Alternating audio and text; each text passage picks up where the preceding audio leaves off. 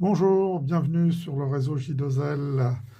Suite à de nombreuses questions de mes abonnés concernant le numérique et comment je câble mes petits modules que je fabrique, on va faire cette petite vidéo concernant le numérique que j'ai et comment transformer un réseau analogique en numérique sans que ça coûte un bras quand même. Allons-y. À l'origine, mon réseau était en analogique. Je n'avais pas toutes ces voies, je n'avais juste deux voies qui faisaient le tour de la pièce. Et je n'avais pas toutes ces voies supplémentaires que j'ai fait par la suite. Donc ça, plus la voie de montagne qui passe voilà, par là. Le réseau était donc connecté sur ce transfo qui m'alimentait donc les deux voies plus la voie de montagne. Donc il me permettait aussi d'alimenter par cette prise-là des éléments de lumière au niveau de la gare. Après recherche sur internet, j'ai décidé d'acheter une Z21 noire de chez Roku avec son routeur Wi-Fi qui est là. Ce routeur est connecté directement à la Z21 par un câble RJ45. C'est les petits câbles gris qui sont fournis avec les équipements.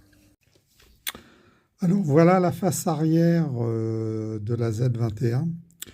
Donc de droite à gauche, de droite on a l'alimentation, suivi du connecteur pour alimenter le réseau, suivi du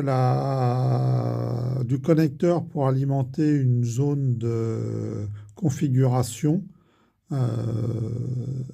dédiée pour la programmation des CV notamment. Le SNIF bus, c'est pour si vous avez une autre centrale pour pouvoir se connecter, interconnecter les deux centrales entre elles. B-Bus, c'est pour mettre des boosters supplémentaires à votre réseau s'il est trop grand. L-Bus, c'est pour mettre des commandes d'autres manufacturiers pour pouvoir piloter la Z21. Donc là, il faut regarder sur le site pour savoir lesquels sont compatibles. Airbus, c'est pour la rétrosignalisation. Xbus, c'est pour commander avec du matériel Roku notamment ou Lens la centrale Z21. Le LAN pour aller au routeur Wi-Fi. Et le CAN qui est un protocole de communication assez évolué qui permet de mieux recevoir toutes les informations en provenance de ces modules. Donc, moi, j'utilise ce module CAN pour la rétrosignalisation, c'est-à-dire pour la détection de cantons. J'utilise donc le LAN. J'utilise le Airbus pour la rétrosignalisation. C'est pareil, c'est détection de cantons spécifiques. J'utilise le B-Bus pour un booster. J'utilise aussi le programme Track pour programmer les CV et le ManTrack pour alimenter le réseau. Alors voici l'arrière du routeur Wi-Fi. Donc des petits boutons à droite. Donc ça c'est pour couper le Wi-Fi s'il y a besoin. Ça c'est pour faire un reset du système. 4 ports pour pouvoir connecter des équipements, dont la Z21 qui est connectée sur ce câble gris. Un port pour pouvoir connecter un autre routeur ou un PC ou un accès à Internet. De ce côté-là, l'alimentation, le bouton on-off derrière et puis les antennes qui sont là. Et maintenant, il suffit simplement de débrancher l'alimentation des rails, de retirer ce connecteur qui est sur ces rails et de le remplacer par le connecteur de la Z21 qui est marqué track, je crois, track principal, et de l'envoyer donc sur les rails exactement à la même place. Et là, votre réseau est numérisé de ce côté-là. Maintenant, on va voir c'est comment on peut piloter maintenant les machines et comment on va programmer les machines pour que ça fonctionne sur le réseau. Alors, pour piloter le réseau, eh ben, il faut un moyen de commande. Et ce moyen de commande, on peut l'avoir facilement si vous avez une tablette chez vous ou un smartphone. Avec ces deux moyens, vous pouvez piloter votre réseau et vos locomotives. Alors comment faire? Ben, il suffit simplement, je vais zoomer un petit peu, voilà, d'aller chercher, de télécharger par contre l'application Z21 qui est là, qui est gratuite et qui va vous permettre de commander votre Z21 et donc vos locomotives et vos aiguillages. En même temps, si vous avez téléchargé la Z21, il faudrait aussi télécharger cette application qui sert à upgrader la centrale Z21 pour les nouvelles versions qui apportent quelques modifs et fonctionnalités supplémentaires. Donc, je vais appuyer dessus et voilà qu'apparaît la page plus ou moins d'exploitation de la Z21. Donc on voit tout de suite qu'il y a quelques onglets qui sont là, donc je vais zoomer dessus pour en parler directement. Donc il y a d'abord l'onglet véhicule ferroviaire. Donc ça, c'est pour programmer l'adresse de la locomotive et puis les différentes fonctions qu'on peut avoir avec cette locomotive. Ensuite, on a le poste de commande qui va permettre de dessiner votre réseau avec les aiguillages et d'adresser notamment les aiguillages. La programmation des CV qui permet de régler différentes fonctionnalités dans la locomotive, mais qui n'est pas nécessaire puisque normalement elles sont programmées dès l'origine.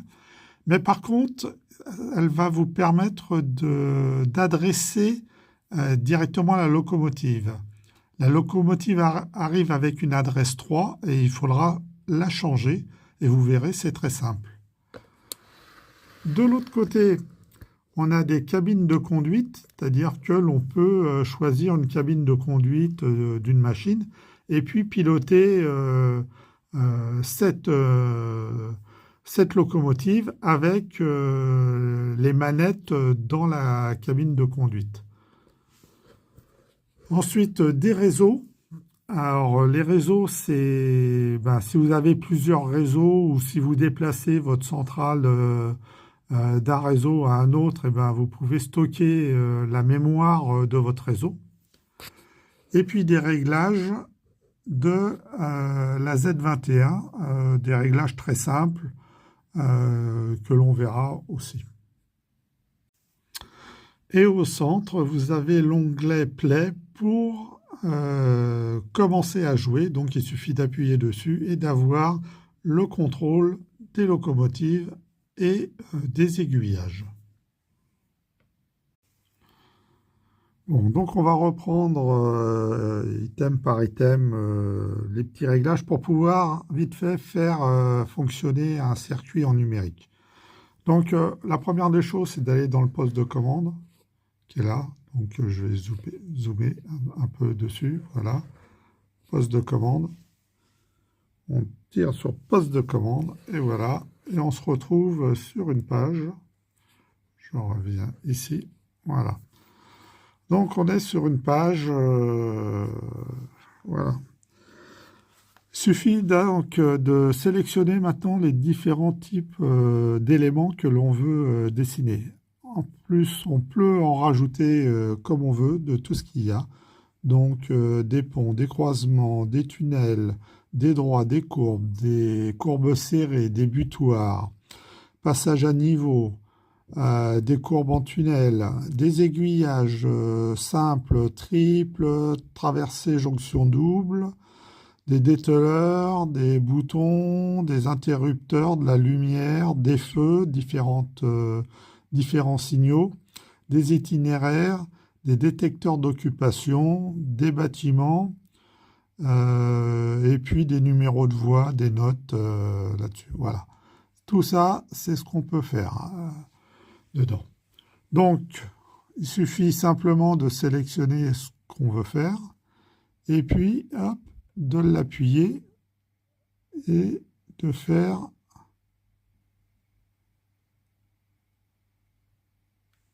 on va essayer de solidariser, voilà. Donc là, par exemple, on va mettre un aiguillage. Voilà. Alors, je trouve qu'il n'est pas dans le bon sens, donc je le tourne. Voilà. On peut en mettre un. Alors,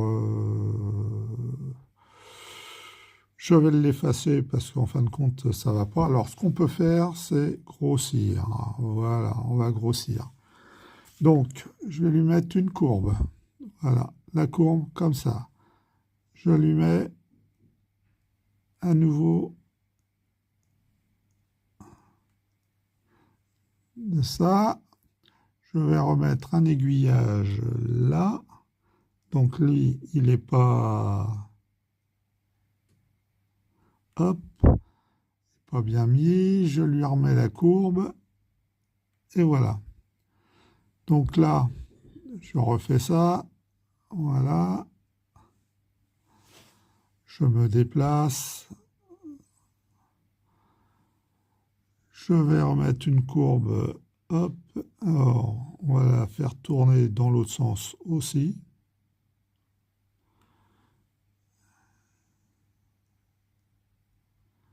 On remet une courbe. Hop. Alors, toujours pas dans le bon sens. On a une chance sur deux. Hop.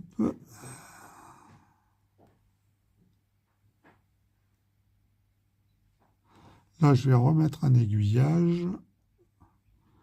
Voilà. Une courbe comme ça. Avec un butoir au bout.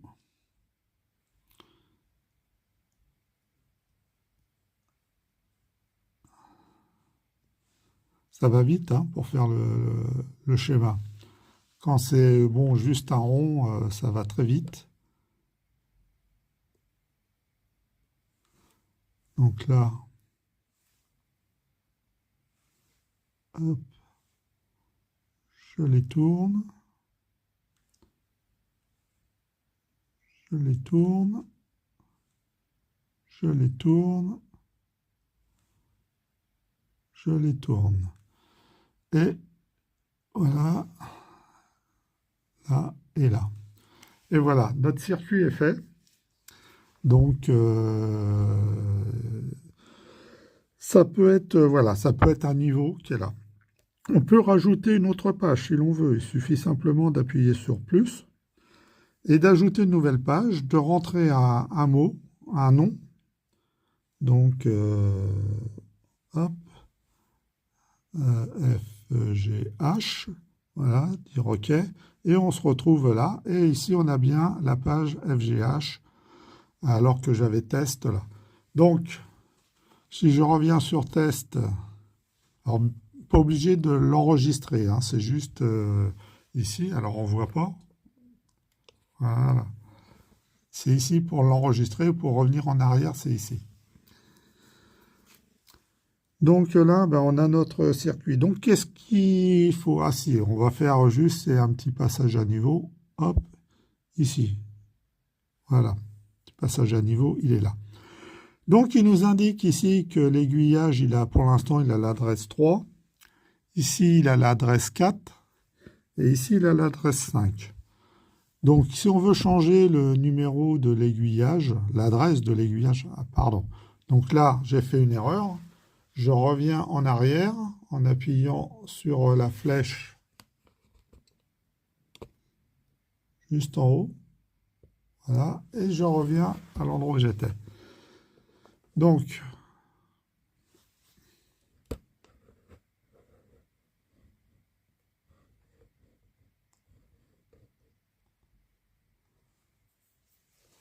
bien appuyer sur la main pour redevenir sans... Et là, on peut appuyer, ça fait rien du tout. Donc, j'appuie sur le 3. Et le 3, enfin l'aiguillage 3, j'appuie ici sur paramètres. Et là, donc, il me dit ce que je veux faire comme indication sur le système. Donc, l'aiguillage 3, si je veux le changer, je clique ici. Je lui mets l'adresse 9. Voilà, par exemple. Alors, hop, hop, hop, OK. Là, j'ai bien 9. Je veux pas que quand il aille tout droit, ça soit le 1, mais que ça soit le 0. Donc, je reclique ici. De l'autre côté, ben, quand il tourne, ça peut pas être le même numéro, donc j'appuie sur 1. Voilà. Alors, petite astuce, si on veut que les deux aiguillages, le 9 et le 1, commutent en même temps, eh ben, il suffit de leur mettre exactement la même adresse. Donc, on clique sur le 1, on va dans Paramètres. Voilà, il nous indique les paramètres de l'aiguillage 1. On lui change son aiguillage, son adresse, pardon. Donc, on lui met 9, on fait OK. On revient là. On mémorise pour être sûr. Voilà. Et donc, si on commute, les deux commutent en même temps. Donc ça, c'est bien. Alors, il faut bien se rappeler aussi que les configs de chaque aiguillage est indépendant. Donc, si je modifie la config de l'aiguillage, je la mémorise, donc toujours avec, voilà. Et là, si je commute, donc lui a commuté, pas lui là-bas. Par contre, maintenant, si je le refais, lui a commuté et l'autre a commuté, mais ils sont en opposition. Ça veut dire que cet aiguillage va tout droit, alors que l'autre va sur la voie déviée. Et ainsi de suite. Après, ça reste comme ça. Bon, c'est une petite astuce. Après, qu'on commute l'un ou qu'on commute l'autre, c'est pareil, hein. Voilà. Ensuite, on a pour le passage à niveau, ben, on a exactement la même problématique. On clique dessus, on va dans Paramètres, on met l'adresse que l'on veut, on met les fonctions qui vont bien, le 1 pour quand c'est baissé et 0 quand c'est ouvert, ou vice-versa, et on mémorise. Et à partir de là, votre circuit est prêt à fonctionner en numérique. Il reste maintenant à configurer les aiguillages par eux-mêmes et les locomotives par elles-mêmes. Donc ça, c'est ce qu'on va voir dans une prochaine vidéo qui va suivre incessamment sous peu. Et voilà, à bientôt dans une prochaine vidéo.